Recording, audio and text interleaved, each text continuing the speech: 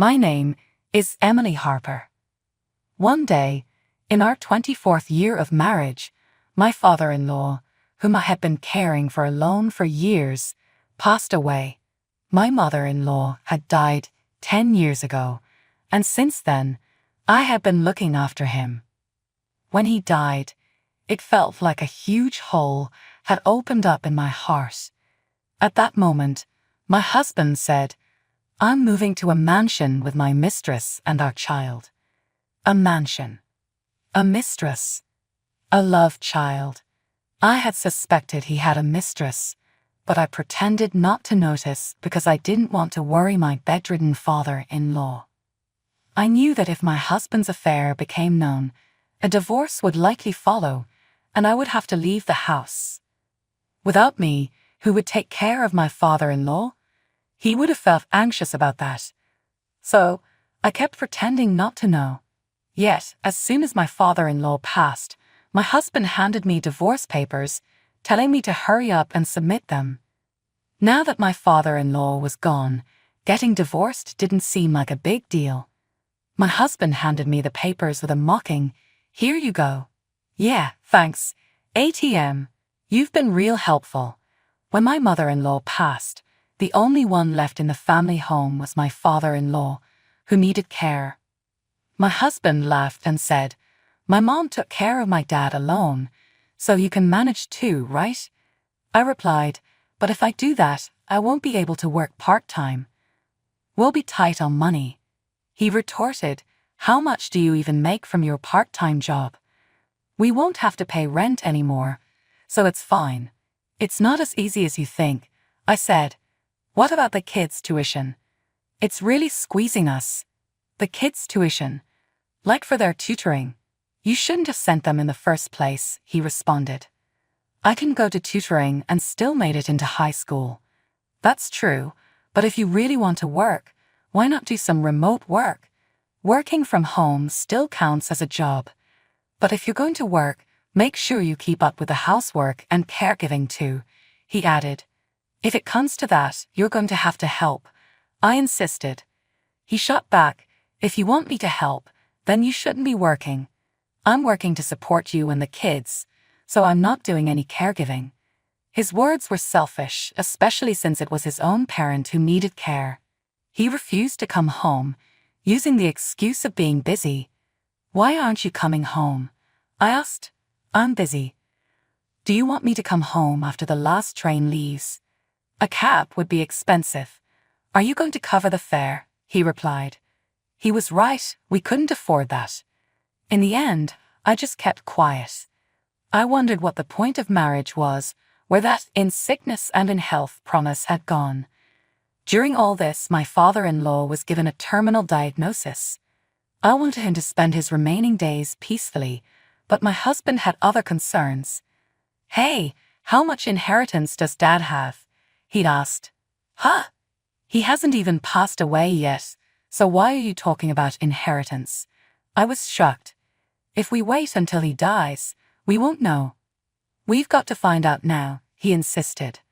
I tried to brush him off, but my husband went directly to his father and asked, "Hey Dad, how much inheritance do you have?" I couldn't believe it. "It's not right to ask your dad that." I tried to stop him, but he wouldn't listen. "Well, since you don't know, I have to ask Dad. Even so, hey Dad, if you don't give us the details, it'll be tough for those left behind. You've been running businesses since you were young, right? You must have quite a fortune." I had heard something like this before. My husband had been spoiled, relying on his parents for money when he ran out. I didn't know this when I married him, but once we had a family, it just didn't work. So, after we got married, he started working, but the jobs weren't stable, and he would quit quickly, leaving me worried. Even when his dad fell ill, my husband wasn't around, and he wasn't there when his mother died either. He'd always say, whether I was there or not, the outcome would have been the same. He'd laugh as he said that, but with that attitude, I knew he wasn't going to inherit anything. However, being an only child, if there was an inheritance, it would all go to him.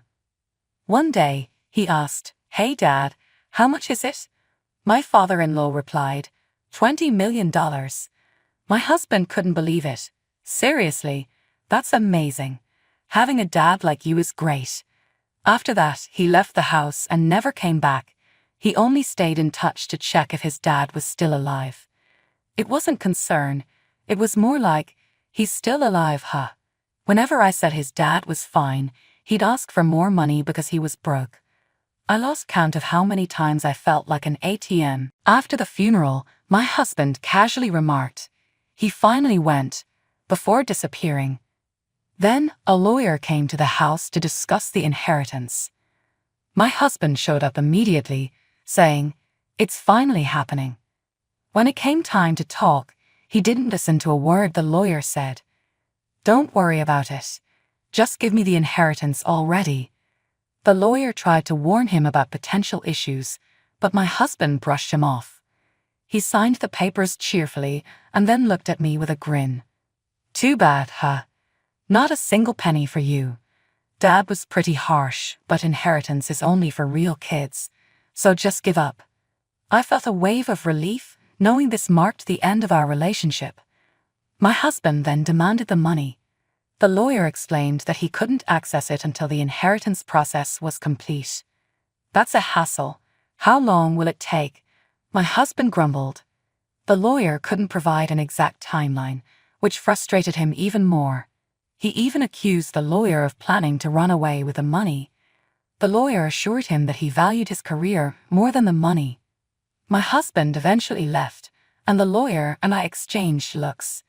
His expression seemed to say, you married a difficult person, while mine apologized for my husband's behavior. For a while after that, my husband stayed away. I took the opportunity to sell my father-in-law's house and find a new place. On moving day, he showed up. Hey, what are you doing? He asked, catching me off guard. Moving, I replied. Why are you moving? This house is empty now, and you're not coming back, right? It's also weird for me to stay here after the divorce, so I'm moving. He seemed suspicious. Or were you planning to take the money and run? I sighed. I can't withdraw any money yet, so what would I take? I'm not turning into a criminal. I just want a peaceful life. Just because you're obsessed with money doesn't mean everyone else is too. He scoffed. You never know what'll happen when money's involved. I shrugged. Think whatever you want. He then asked about the house. I sold it, I said. He looked shocked. You sold it without telling me. Isn't this part of the inheritance? Exactly, which is why I sold it, I explained. He immediately accused me of stealing. No, I didn't steal anything, and I have no intention of doing so. The money from the sale is part of the inheritance, so I handed it over to the lawyer. Why'd you give it to the lawyer? Sure, we can't withdraw the savings yet, but you shouldn't be handing over cash, my husband said. The lawyer told me it was necessary. If you're going to keep complaining, why don't you handle it all yourself? I shot back. I hadn't gotten a penny, but I was busy selling the house and sorting through his father's belongings.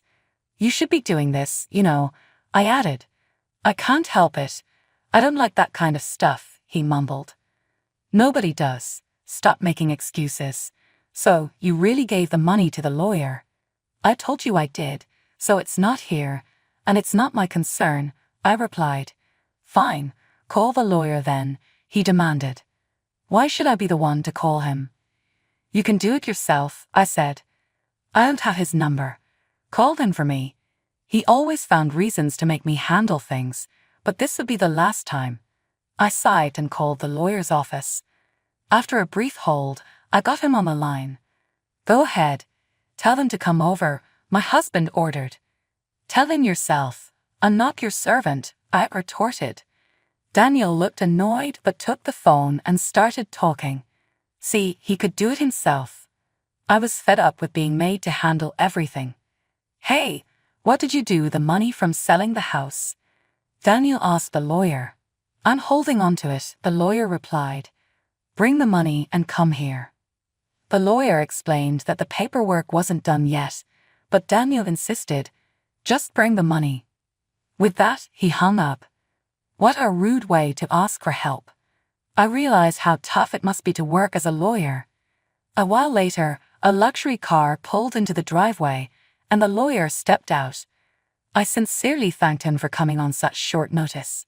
He responded with a reserved, "It's all right," though it was clear he was frustrated. Meanwhile, Daniel sat sullenly in the empty room, acting arrogantly. When the lawyer arrived, Daniel didn't bother to say hello or thank you. Truly a hopeless man.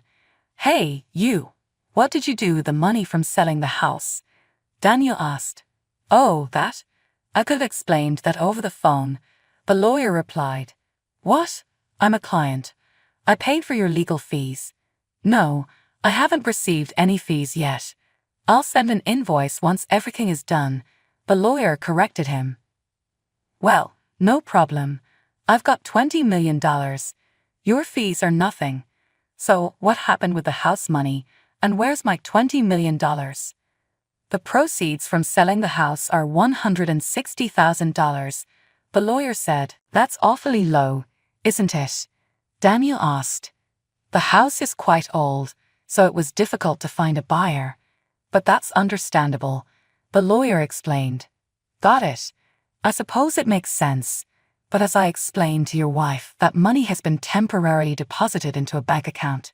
You'll be able to withdraw it in a few days. So please wait until then. Where's the bank card? Even if I can't withdraw yet, I should have it, right?" "I'll withdraw it myself when the time comes," Daniel demanded. "I've given it to your wife," the lawyer said. "If you've got it, hand it over quickly." Yeah. Just hold on a second. Were you not planning to give it to me unless I asked?" Daniel accused. "Enough is enough. I never thought of doing that. If you want it that badly, here you go." I pulled out the bank card and related documents from my bag and placed them in front of Daniel. If keeping it meant listening to him complain, I didn't want to hold on to it.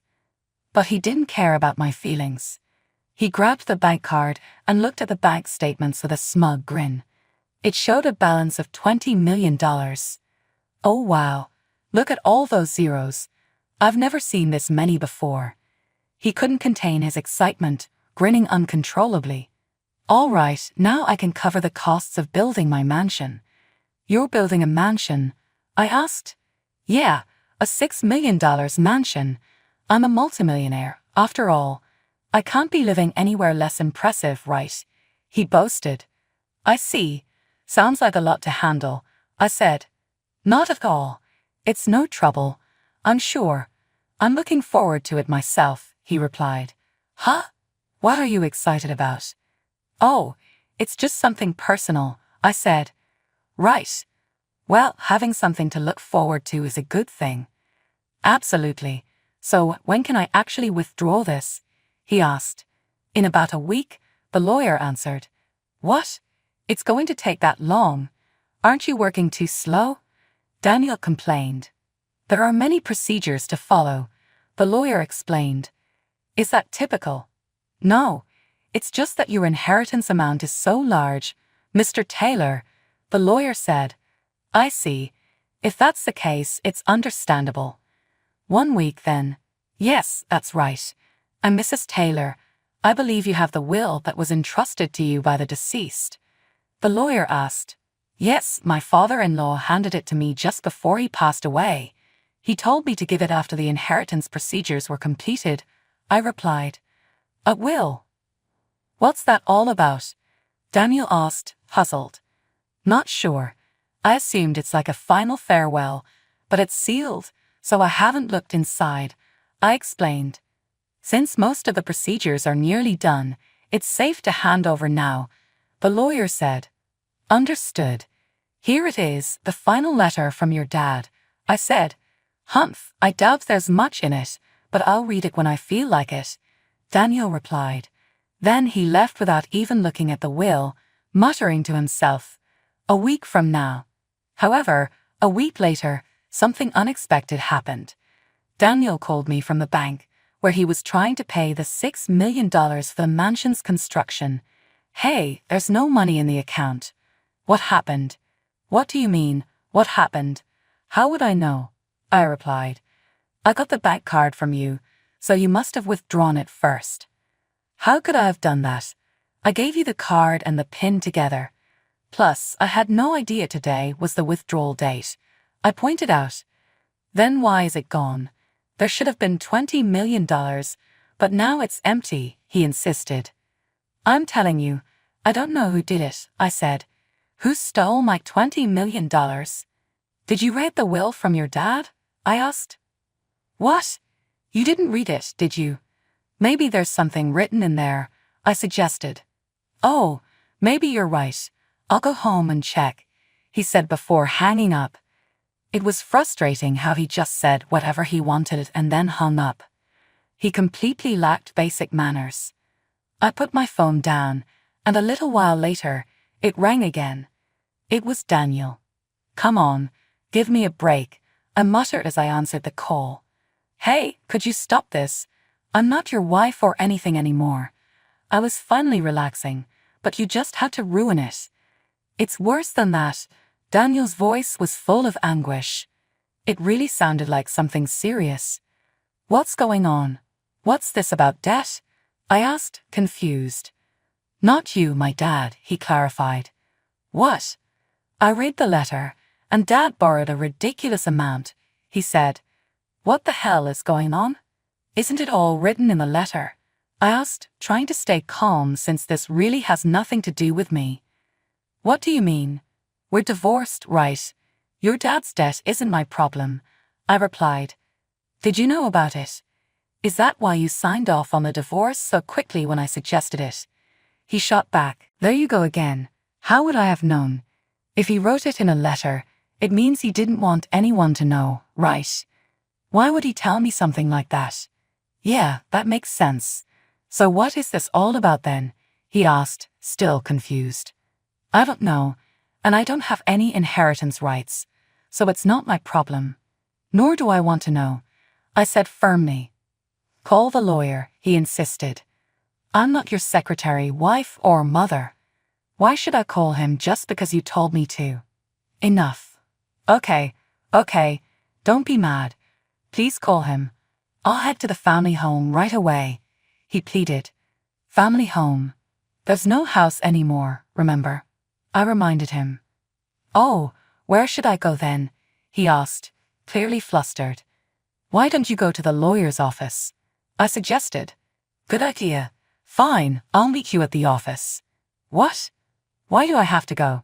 I questioned. Please come with me, he begged. Despite being curious about what was happening, I reluctantly agreed to meet at the lawyer's office. When I arrived, Daniel was already there, looking visibly irritated. You're late.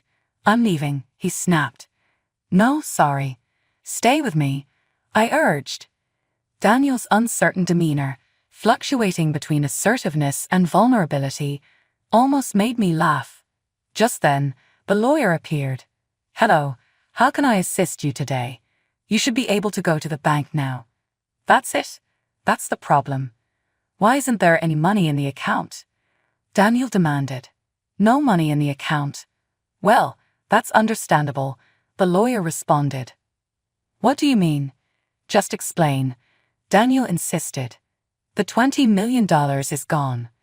Well, inheriting $20 million means you'll have to pay $9.164 million in inheritance taxes, the lawyer explained.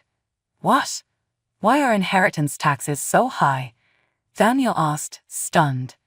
Because it's $20 million. It's just the law, the lawyer clarified. Are you serious? Did you pocket the money? Daniel accused. Mr. Taylor, if you keep this up, I could sue you for defamation. There was indeed $20 million before the paperwork was done, but once taxes were paid, this is what remained. We used the rest to pay off the deceased's debts. Why did you do that without telling me? Daniel fumed. That was his final wish. He wanted any remaining money to be used to pay off his debts after his passing. The lawyer explained. How much debt did he have? Daniel asked. The deceased had been extensively involved in business when he was younger and incurred significant debt. Despite efforts to repay it, the total debt exceeded $20 million, which was insurmountable. The lawyer continued. Out of the $20 million, $9.164 million went towards inheritance taxes, and the remainder was used to pay off the debt. That leaves a debt of $9.164 million, which you, Mr. Taylor, are now responsible for paying. There's no way I can afford that, Daniel explained. Regardless, since you've inherited it, it's your responsibility, the lawyer stated. Inherited. Then I'll just refuse the inheritance. Problem solved, right? Daniel suggested. It's too late for that. The paperwork is complete, the lawyer replied. Why didn't you tell me this before I signed? If you had, I wouldn't be in this mess, Daniel complained. I tried to explain before you signed, but you interrupted and signed anyway, Mr. Taylor, the lawyer responded calmly. So that's what it was. But what about the $6 million mansion I'm building? What do I do now? Daniel asked, panic in his voice. There's nothing more that can be done from our end. What I can tell you is that you have a legal obligation to pay the remaining $9.164 million. The lawyer answered. What should I do? Even if I sell the $6 million mansion, I'd still have $3.164 million left to pay, wouldn't I? Daniel realized. That's right. Plus, selling that mansion might not get you the full $6 million, the lawyer added. Ah, what should I do now? Damn, if you had explained everything properly in the beginning, this wouldn't have happened. You're a lawyer, and I'm just a layman. You should have explained it all. What am I supposed to tell my wife? Daniel lamented.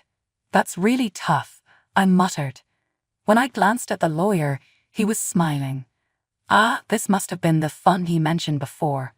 So, didn't you get something? Daniel suddenly asked. Huh?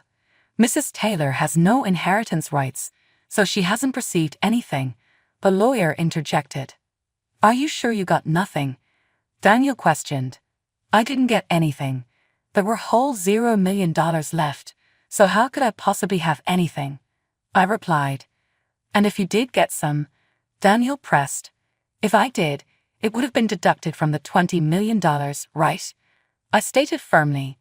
Daniel was desperate to find someone to blame, accusing me and insisting I must have inherited something. He frantically searched for a scapegoat, but once he realized it was hopeless, he left the office. I should have known something was terribly wrong the moment Derek abruptly ended his phone call and shoved his cell into his pocket, his face taut with tension. My husband had been taking an abnormal number of private calls lately, always stepping away to murmur furtively like he had some big secret to hide. As he rejoined me on the living room couch, I studied his expression, trying to gauge his mood. Everything okay, babe? I ventured carefully. You've seemed preoccupied lately. Derek avoided my gaze, letting out a strained chuckle. It's nothing, Lena, just some dumb thing at work, that's all. His fingers tapped an agitated rhythm on the couch cushion as he forced a tight smile. So what did you want to talk about? Something in the pit of my stomach twisted sharply, warning me that he was hiding something serious. But I opted not to push further, at least not yet. Well, I was hoping we could discuss our savings plan for the nursery remodel. Have you had a chance to look at the contractor quotes I emailed you? His body stiffened, and those telltale worry lines creased his forehead. About that, he began slowly. I've been meaning to mention that I talked to my mom recently. She thinks we should hold off on the remodel for now. I blinked, struggling to comprehend. What? Why would she say that? A tendril of dread began unfurling in my chest. She just thinks it's unwise to sink so much money into renovations with the way things are so uncertain right now, Derek said evasively. The economy and all, you know? Maybe we should play it safe for a while. My pulse quickened as realization dawned. Wait, does this have something to do with that big opportunity your mom wants you to invest in? I demanded, unable to conceal the sharpness in my tone, the one you two have been so secretive about. Derek frowned, suddenly looking dismayed, like a child caught with his hand in the cookie jar. Now, Lena, don't get worked up. It's just a little side business venture that could really pay off big in the long run. That little venture is blowing through our life savings behind my back. I shot back, anger and betrayal roiling inside me, while I'm over here thinking we're on the same team, planning for our baby's future. Lurching to my feet, I paced in short, agitated bursts, my voice rising in incredulous disbelief. I can't believe you'd let your mother manipulate you into gambling away everything we've worked for, all for some shady get-rich-quick scheme she's peddling. Derek stood as well, palms raised in a placating gesture as he took a step towards me. Lena, calm down, okay? You're overreacting. Mom knows what she's doing. This investment is rock solid. Once we get the payoff, we'll be sitting pretty. No more money worries. I stared at the man I'd naively thought was my loving partner, unable to recognize him in that moment. How could I have been so blind to the truth slowly unraveling before my eyes? As if on cue, Derek's phone buzzed again with another incoming call, no doubt from his manipulative puppet master. The harsh reality slammed into me with sickening clarity. My husband's heart and loyalty no longer belonged to me. Not really. I was just another piece on the board, another player for Evelyn to control and subjugate through her web of lies and scheme. And I had a terrible feeling that her games were only just beginning. The weeks that followed were a waking nightmare. Evelyn's rock-solid investment predictably imploded in spectacular fashion, draining our life savings in what amounted to an elaborate financial shakedown. As Derek broke the devastating news, the fury etched in his expression made it clear where he placed the blame. "I can't believe you let this happen," he erupted, spit flying. "If you had just been supportive instead of fighting me every step, none of this would have gone south." I gaped at him, stunned by the venom and audacity of his misdirected rage. Before I could formulate a reply, the doorbell rang with the shrill, incessant ringing that could only be Evelyn. Derek threw up his hands and stormed off to let his mother in. The moment she swept into the living room in a floral moo-moo, her beady eyes lasered in on me with piercing accusation. "Well, I should have known," she tutted, shaking her head slowly. "We had a good thing going, and you just couldn't keep your doubts to yourself, could you?" Bewildered, I opened and closed my mouth, momentarily robbed of speech. I never said anything to undermine." "Oh, don't play dumb with me, Lena," Evelyn sneered, waddling closer until I could smell her stale cream puff breath. "If you had been fully on board, lending your undivided support, my son's venture would have succeeded." Derek hovered behind his mother, nodding in sullen agreement. The sight of my own husband siding against me, drinking in his mother's toxic lies, was like a vice around my heart. I drew myself up as tall as I could manage, anger and defiance coursing through me. "That's a loop and you know it, Evelyn. This had nothing to do with me. The feds were onto your shady scheme from the start." Evelyn's eyes flashed with undisguised malice. For a fleeting moment, I thought she might actually strike me before she caught herself. Everything has gone wrong because of you," she seethed, jabbing her pink sausage finger aggressively into my chest. I flinched at the vehemence of her tirade, my hand instinctively cradling my still flat abdomen, protecting the life growing inside me. Derek regarded my gesture with apparent disdain. "Yeah, great going, Lena. Way to start our family off on the right track. Flat broke, all because you couldn't have a little faith in us." The cruelty and callousness of his words sliced deep. How had I fallen so far from the man I thought I knew? Trusted and loved, even? Before my tortured thoughts could run away from me, Evelyn's reedy cackle pierced the tension. "Oh, don't worry, Derry," she cooed, patting his arm in a show of oily reassurance. "This is just a temporary setback. We just need to rethink our strategy, that's all." Her flinty gaze settled on me again, glinting with an unmistakable malice. Whatever her twisted agenda entailed, I knew one thing with chilling certainty. I would never be free of Evelyn's manipulative venom. Not unless I fought back with every last ounce and cunning I could muster. As much as the prospect sickened me, I realized that only one of us would emerge victorious from the grim battle looming ahead. For the sake of my unborn child's future, I had no choice but to ensure that victory would belong to me. In a desperate bid to salvage what remained of my fracturing marriage, I suggested Derek and I look into couples counseling. To my surprise, he didn't immediately balk at the idea. "You know what? You might be onto something there," he said, tone uncharacteristically agreeable. "This whole mess has been really hard on both of us. Maybe having an objective third party could help get our relationship back on track. I nodded, tentatively hopeful at his willingness. I think it's exactly what we need to work through this and move forward as partners. For the baby's sake. Derek's expression clouded briefly at the mention of the baby, that same flickering hesitation I'd noticed whenever our child came up. But he pasted on a reassuring smile. You're absolutely right. I'll make some calls. See about setting up our first session. True to his word, Derek booked our initial counseling appointment for the following week. But in the days leading up to it, his behavior shifted once more into that unsettling realm of secrecy and preoccupation. My suspicions escalated when he abruptly announced a last-minute business trip that would conveniently span our entire therapy window. You're just going to blow off counseling after I agreed to it? I challenged him, unable to hide my dismay. Derek, we can't keep avoiding our problems forever. That's what got us into this mess to begin with. He dismissed my protestations with an airy wave. Relax, it's just a little golf weekend with some potential clients. But you know what? You're right. Putting off counseling would be counterproductive. Why don't you come along? My brow furrowed with confusion. Come, along? To your business trip? Sure. Could be fun. Derek replied with a disarming chuckle. We can use the resort's couples services, have some nice relaxing spa time while we're there. Maybe fit in a massage or two after my meetings each day. The jovial pitch put me immediately on guard. Derek acted entirely too eager, too polished in his sales patter. Like he was reciting from a carefully rehearsed script rather than being genuinely spontaneous. Against my better judgment, I hesitantly agreed to accompany him. Looking back, that singular lapse in discernment would ultimately serve as the tipping point that sent my life into irreversible freefall. The seaside resort we checked into appeared pleasant enough on its manicured surface. White sandy beaches, poolside cabanas, luxury spa amenities. But I couldn't shake an ominous pall lurking just beneath that postcard-ready facade.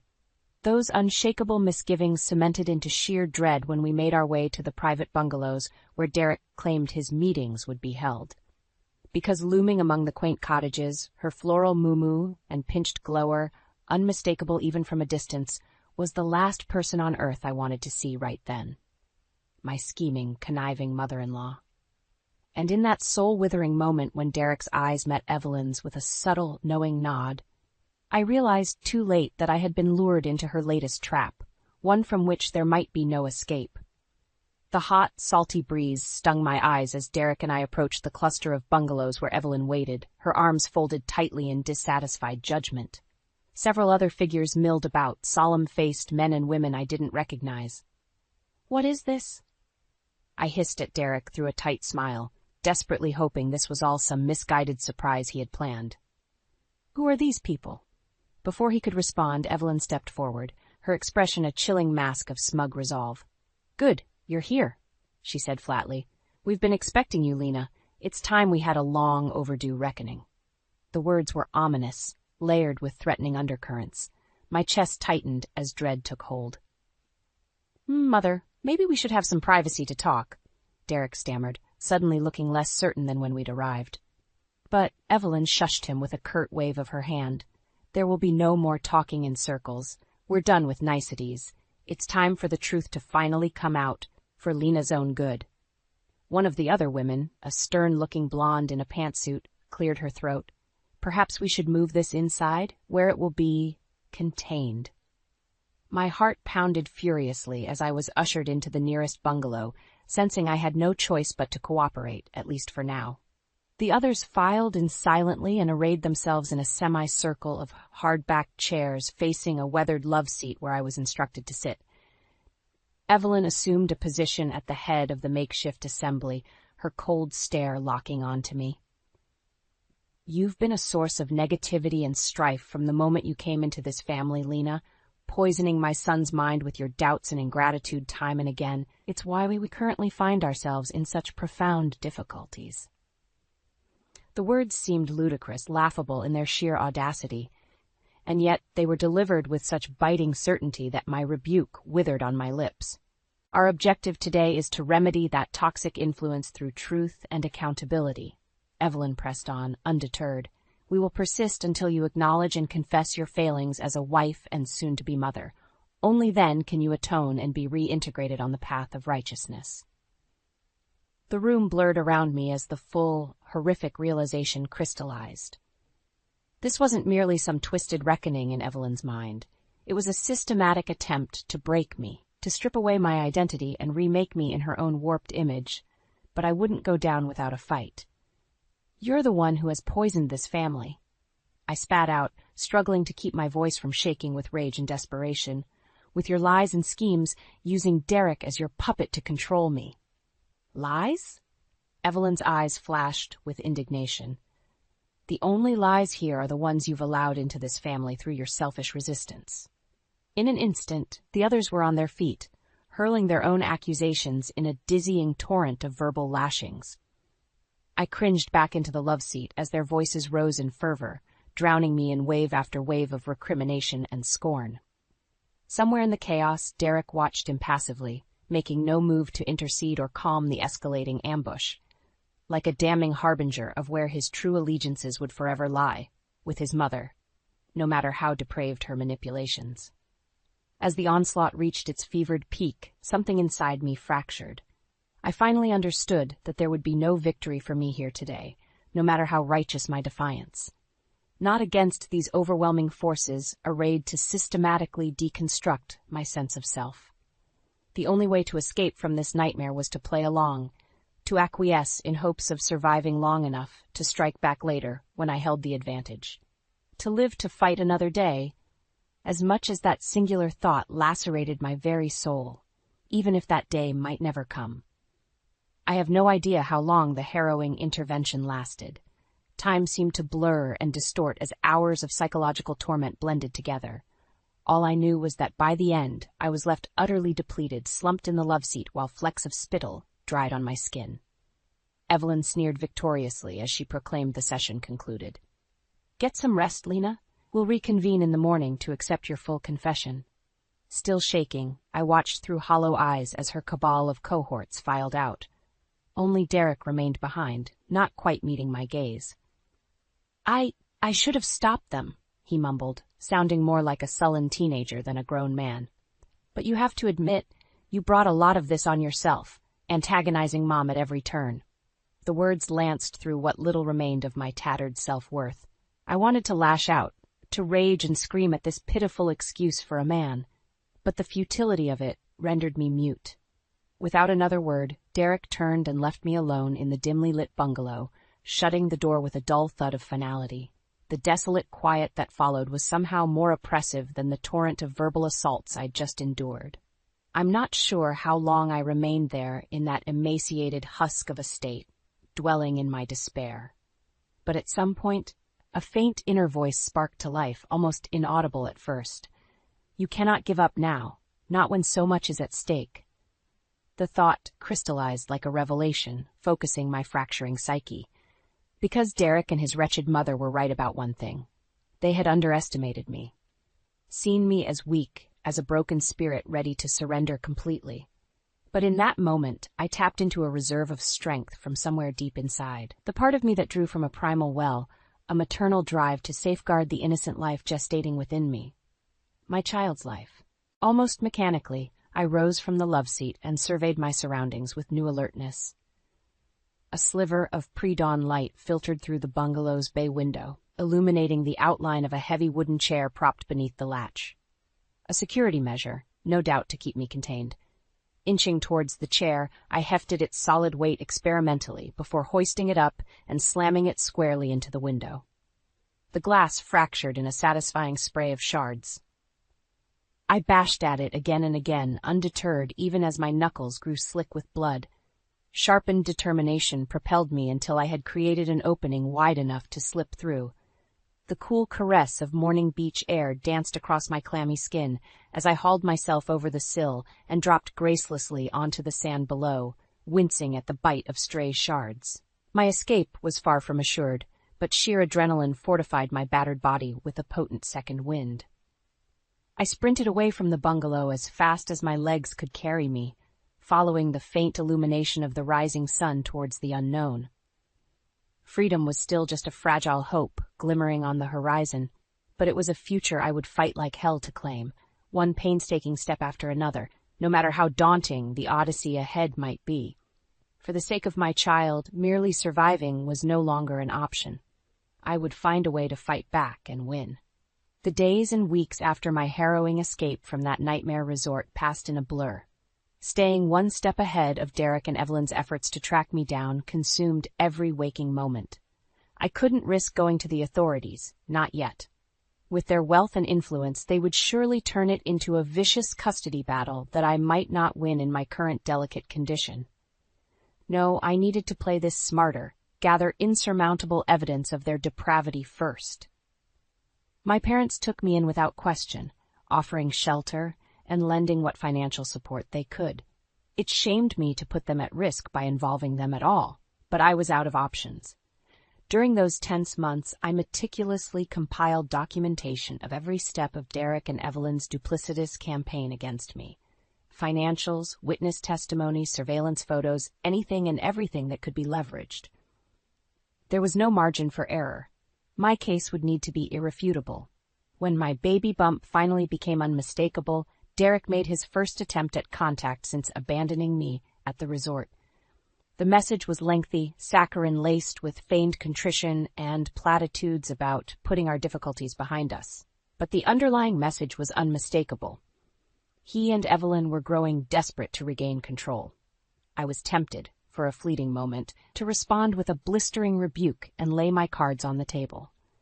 But that would merely sacrifice my advantage while accomplishing nothing. So I remained silent and kept building my case. As expected, their efforts escalated from there.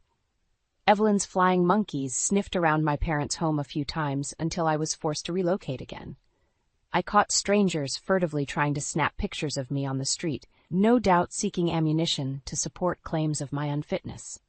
The final straw came when a bulky man shoved an expired court summons into my hands outside the Ob-Gyn clinic following a checkup. The paper was meaningless, a fabricated ruse to rattle me, but it revealed just how far they were willing to go. If I didn't strike first, there was no limit to the damage they'd try to inflict when the baby arrived, which is why I swallowed my trepidation and sought out the best family law firm in the state. Sitting across from that cool-eyed senior partner, I finally laid out the entire sordid truth for the first time, holding nothing back. To their credit, the attorneys mastered their revulsion at the more horrific details, absorbing it all with clinical detachment. But I could see the calculated gears turning as they recognized the unbridled legal firestorm this case could unleash. Less than 48 hours later, Evelyn and Derek were slapped with a temporary restraining order and barrage of subpoenas, clawing back years of financial data, communications, and records pertaining to their corrosive scheme. The element of surprise was complete. They never saw it coming. When Derek frantically called to plead his case, I savored every syllable of his desperate, impotent blubbering. I imagined his mother going into conniptions, her deranged sense of entitlement crumbling. And in that moment I pitied them both in a way. Evelyn's scorched earth parenting, her vitriolic need to control those around her, had ultimately transformed her into precisely the monster unleashed upon me. And Derek's Faustian bargain had shackled him to that all-consuming toxicity. But pity is a grace they never once afforded me. The coming year would see my own hardships escalate in ways I could scarcely fathom. A new mother fighting tooth and nail, both as a protective parent and an impassioned legal combatant. But thanks to my resolve and strategic groundwork, I held the high ground. It was only a matter of time before karma inserted the final pieces to bring Derek and Evelyn's depraved ambition to its kneecap, and I would be lying if I said I didn't plan to savor every last minute. The months following my preemptive legal strike were a grinding gauntlet of litigation and personal attacks. Derek and Evelyn responded to my bombshell lawsuit with a vengeance, churning out lies and false allegations rapid fire. Fortunately, my own airtight documentation blunted the worst of their smear campaign. Still, having to counter increasingly outlandish claims about everything from faking my pregnancy to suffering from mental instability took a grueling toll. I was utterly drained by the time I finally gave birth to my son, Liam. That first moment, cradling his squirming little form, tears of joy and relief streaming down my face, remains the purest memory from that entire nightmare, uncorrupted by the toxicity swirling around us. For a few fleeting days, I allowed myself to soak in the splendor of new motherhood, letting the lingering stresses recede into the background. I knew the reprieve was temporary, but I selfishly safeguarded those moments as long as I could. The bubble burst when I was served with Derek's motion for emergency custody. The paperwork read like Evelyn's manifesto regurgitated in legalese, complete with florid claims that I had effectively kidnapped Liam and posed a danger to him unless he was immediately removed from my care. My own attorneys assured me the motion was little more than a delayed intimidation tactic aimed at sabotaging my case momentum. Still, I couldn't shake the bone-deep fear of having my infant son wrested from my arms. My dread only escalated when our first courtroom showdown landed me face-to-face with Derek and Evelyn once again. Their snarling contempt hit me like a physical force as the vitriol began spewing. "This pathetic fantasy has gone on quite long enough," Evelyn proclaimed with a dismissive sneer. "We tried putting you on the path to redemption, but you insist on resisting to the detriment of my grandson. This is no life for a child." I fought to keep my breathing steady, struggling against the instinct to lash out. My attorneys had prepped me extensively on not rising to their verbal baits. Derek took the baton, his glowering expression more hangdog than threatening. "Just let us bring Liam home where he belongs, Lena, with people who actually care about giving him a stable life. Not whatever this is." He made a vague, disparaging gesture which caused Evelyn to tut loudly in disgust. The well-choreographed good cop, bad cop routine was so transparent, so patently patronizing after all we had endured. "Do you ever stop to hear the deranged vitriol dribbling from your own mouths?" I said at last, adrenaline emboldening me. "We both know this has never truly been about Liam's well-being. It's about controlling anything and everything around you until it bends to your twisted demands." Evelyn started, her mouth working furiously as she prepared to unleash another volley of abuse. But the judge's stern gavel cut her off with an irritated clap. "Mrs. Bowen, that's more than enough," His Honor intoned firmly. "No further outbursts or I'll have the bailiffs remove you." Fuming, Evelyn subsided into seething silence. Derek appeared to shrink slightly, chastened by his failed ploy. For perhaps the first time in his life, he seemed to register just how frail their position had become. It was the first small but unmistakable shift in momentum, the start of their unraveling before an increasingly skeptical legal system. I left that day's proceedings holding Liam a little tighter, bolstered by the knowledge that their persecution was cracking at long last. There would undoubtedly be more horrors to come before the final rulings. But like an offshore storm finally breaking, I sensed their dark era of control over our lives had finally reached its apex. Soon, everything they'd sown through deceit and malice would begin reaping its most profound consequence. And this time, there would be no more mercy from me, not after the depravities they'd inflicted on me and my child. This time, they would answer for it all and know true karma. The culmination finally arrived nearly a year to the day after my desperate escape from that nightmare resort getaway Evelyn had orchestrated. All the discovery maneuvering, pre-trial posturing, and failed sideshow motions led to this. A final, protracted court battle that would decide the fates of everyone involved. Derek and Evelyn's smugness had steadily eroded with each rebuffed attempt to regain leverage, but their defiance remained obstinate. I had to hand it to them. They played their losing hand with a zeal that bordered on delusional. When we entered the courthouse on that crisp October morning, Evelyn turned to sneer at me with her customary disdain. "Enjoy this circus while it lasts, you ungrateful shrew. Soon, the decent, stable world I've fought to preserve for my grandson will be restored." I said nothing, unwilling to justify her provocation with a response. My sole focus was getting Liam situated with the court-appointed guardian who would be supervising him throughout the grueling proceedings. The trial itself was every bit as drawn-out and emotionally grueling as expected. Evelyn's legal team launched salvo after salvo of character attacks, revisiting every perceived maternal shortcoming in grandiose detail. I sat stoically through it all, following my own attorney's impeccable guidance. I knew their scattershot smears wouldn't connect with the jurors, not with the overwhelming documentation and testimony we had marshaled. When it was finally time for me to take the stand, there was an unmistakable sense of shift in the courtroom atmosphere. 12 pairs of eyes followed my every measured movement, all preliminary biases and assumptions giving way to rapt attention. From there, I simply talked. Spoke plainly and honestly about the nightmare I'd endured at the hands of Derek and his venomous mother.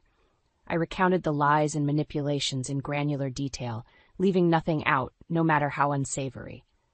Evelyn thrashed indignantly at times until the judge threatened her with contempt. Derek sat motionless, eyes downcast, vaguely reminiscent of those first fitful moments when his self-delusions began cracking. I don't know how long I held the jury enthralled, but by the time I was let off the stand, there could be no ambiguity about the profound impact my testimony had made. Several jurors wore expressions of dismay and disbelief. They had witnessed evil firsthand. Derek and Evelyn's subsequent attempts to redeem their case took on a rote hollowness after that. Neither mustered any believable passion for their fabricated narratives, as if some deep part of them had finally acknowledged their descent into self-parody. The final blow landed when forensic accountants took the stand and meticulously detailed the RICO-laden financial fraud underpinning Evelyn's ill-fated business. Investment, my family's hard-earned life savings ruthlessly squandered. After that, the jury's deliberations were little more than a formality. In the end, I was awarded full custody of Liam as well as a substantial multi-million-dollar judgment against Evelyn and her syndicate of grifters. Derek's reputation and future career prospects were summarily annihilated. It was a complete legal massacre on a scale of humiliation even I had not foreseen. While I relished the delicious karmic karma of the moment, there was no sense of elation or relief when the verdicts came down. My gaze lingered on Derek as his pallid, haggard expression registered the devastating finality of it all. A grown man rendered infantile and broken on the altar of one woman's monstrous obsession with control. I thought maybe a shred of remorse might flicker across his face, some profound regret for having sacrificed everything to his mother's malignant influences. But his stare remained blank and empty, 2 decades of brainwashing too entrenched to ever overcome. "Have your victory, then, you spiteful witch," Evelyn hissed vehemently at me, mercifully concluding her reign of terror with one last sputtering outburst as the bailiffs led her away. "We'll see how long your house of lies stands when the truth about you inevitably surfaces." As the courtroom finally cleared out, I pulled Liam close and pressed my lips to the crown of his downy head. Looking into those innocent, adoring eyes, I knew I had emerged victorious. But it was a victory wrought from desperation and hardship, a rite of fire that had steeled me with an alloy resilience. No further vindictiveness or bitterness remained, only a bone-deep resolve to shepherd my son's life towards promise, at long last unshackled from Evelyn's corrosive reach. The ordeal had remade me, uncompromised and finely honed, to ensure Liam's future would be one of compassion and selfless purpose, and that would be the realest, most enduring justice of all.